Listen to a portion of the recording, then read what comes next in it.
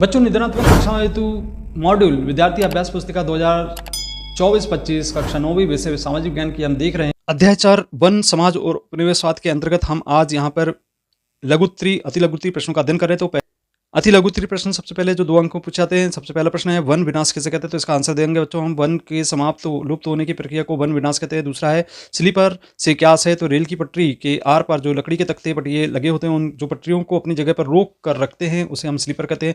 तीसरा है गुंडाधुर कौन था, तो इसका आंसर देंगे हम। बस्तर जिले की एक सासी मिर्गी को लड़ाकू प्रजाति के जो व्यक्ति को हम गुंडाधुर कहते थे। इसके बाद चौथा प्रश्न है बच्चों यहाँ पे इजारेदारी का क्या आशय है, तो इसमें अंग्रेजों के शासन काल में इस शब्द का प्रेरित किया गया जिसमें किसी व्यापारी कंपनी को किसी क्षेत्र विशेष के वन उत्पादन की व्यापार पर एकाधिकार मिल जाता था, इसे हम एकाधिकार कहते हैं। और इसके बाद अगला प्रश्न है वन ग्राम किसे कहते हैं, तो इसका आंसर होगा बच्चों औपनिवेशिक सरकार ने 1905 में बस्तर के वनों में शिकार करना व वन उत्पादन को इकट्ठे करने पर रोक लगा दी थी। लेकिन कुछ गांवों को इस शर्त पर आरक्षित किया गया कि वह वन विभाग के लिए मुफ्त में पेड़ों की कटाई तथा ढुलाई का काम करेंगे और जंगलों को आग से बचाएंगे। इन्हीं गांवों को हम वन ग्राम कहते थे। अगला प्रश्न बच्चों यहाँ पे वन उत्पादन कैसे कहते हैं, तो यहाँ पे वनों से प्राप्त होने वाले उत्पादन को हम वन उत्पादन कहते हैं, जिसमें इमारती लकड़ी, औषधि पौधे, लाख, गोंद, चमड़ा, रबर आदि प्राप्त होते हैं। अगला प्रश्न बच्चों यहाँ पे अति लघुत्तरी प्रश्नों के अंतर्गत जो कि 3 अंकों में पूछे जा सकते हैं। यहाँ पे हम पहला प्रश्न देख रहे हैं युद्ध से जंगल को क्यों प्रभावित होते हैं, तो यहाँ पे आप लिखेंगे कि युद्ध वन विनाश का कारण है क्योंकि विश्व युद्ध के दौरान अंग्रेजों ने जंगी जरूरत को पूरा करने के लिए अनगिनत पेड़ों को कटवाया और युद्ध की रणनीतियों में डचों ने बहुत से आरा मशीन व सागौन की विशाल लट्ठों के ढेर को जला दिया।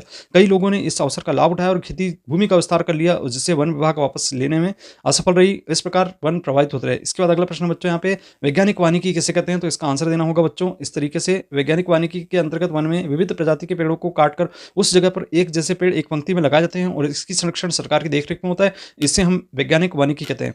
अगला प्रश्न बच्चों यहाँ पे घुमंतु खेती पर रोक लगाए जाने का फैसला सरकार ने क्यों किया, तो इसका आंसर देंगे घुमंतु खेती पर करने वाले किसान हर जगह नई जगह पर पेड़ों को जलाकर खेती करते थे, जिसमें बेशकीमती पेड़ भी जल जाते थे। साथ ही घुमंतु खेती के कारण सरकार के लिए लगान का हिसाब रखना भी मुश्किल था, इसलिए घुमंतु खेती पर रोक लगा दी गई। अगला प्रश्न बच्चों टोंगियो खेती क्या है, इसको समझाइए, तो इसका आंसर देंगे बच्चों टोंगियो खेती एक प्रणाली है जिसमें गुलामी के समय किसानों को बागानों की खेती करने में थोड़ी छूट मिलती थी, जिसके अंतर्गत पुरुष लंबे चारे वाले बांस की सहायता से धरती में छेद करते और महिलाएं प्रत्येक छेद में धान को बोती थी। तो बच्चों यहाँ पे हम प्रश्न क्रमांक 5 देख रहे हैं वनों से होने वाले प्रत्यक्ष लाभ को लिखिए, तो इसमें होंगे कारखानों के लिए कच्चा माल, लाख, गोंद, बांस की लुगदी, औषधि, वन पशुओं के अवशेष, चमड़े, हाथी दांत, हड्डियां इत्यादि प्राप्त होते हैं। इसके बाद अगला प्रश्न है बच्चों 6वें नंबर का महुआ के पेड़ से गिरने वाले फूल और फल के उपयोग लिखिए, तो इसका आंसर देंगे बच्चों महुआ के पेड़ जंगल में पाए जाते हैं, इसके फूल खाए जाते हैं और इनसे शराब बनाई जाती है, इसके बीजों से तेल निकाला जाता है बच्चों। इसके बाद 7वां प्रश्न है औपनिवेशिक काल के वन प्रबंधन में आए 2 परिवर्तनों को लिखिए। बच्चों यहाँ पे आप देख रहे हैं वनों के नियमन में प्रभाव यूरोपीय उपनिवेशवाद का सबसे गहरा प्रभाव जूम या घुमंतु खेती की प्रथा पर दिखाई पड़ा।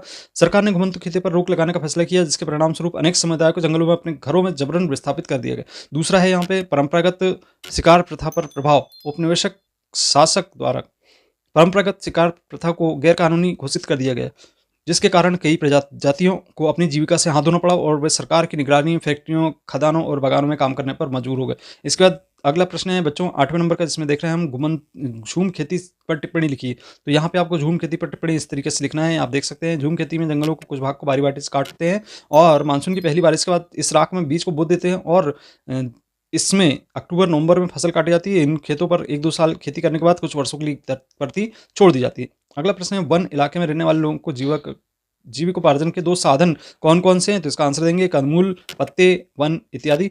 और दूसरा है जड़ी बूटियों का एकत्रण, तीसरा है लकड़ी व बांस से बनने वाली परंपरागत वस्तुएं। तो बच्चों ये थे लघुत्तरी और अति लघुत्तरी प्रश्नों के उत्तर। यदि आपको वीडियो पसंद आता है तो वीडियो को लाइक करें। आपने अभी तक चैनल को सब्सक्राइब नहीं किया तो सब्सक्राइब जरूर करें। मिलते हैं अगले वीडियो में। धन्यवाद।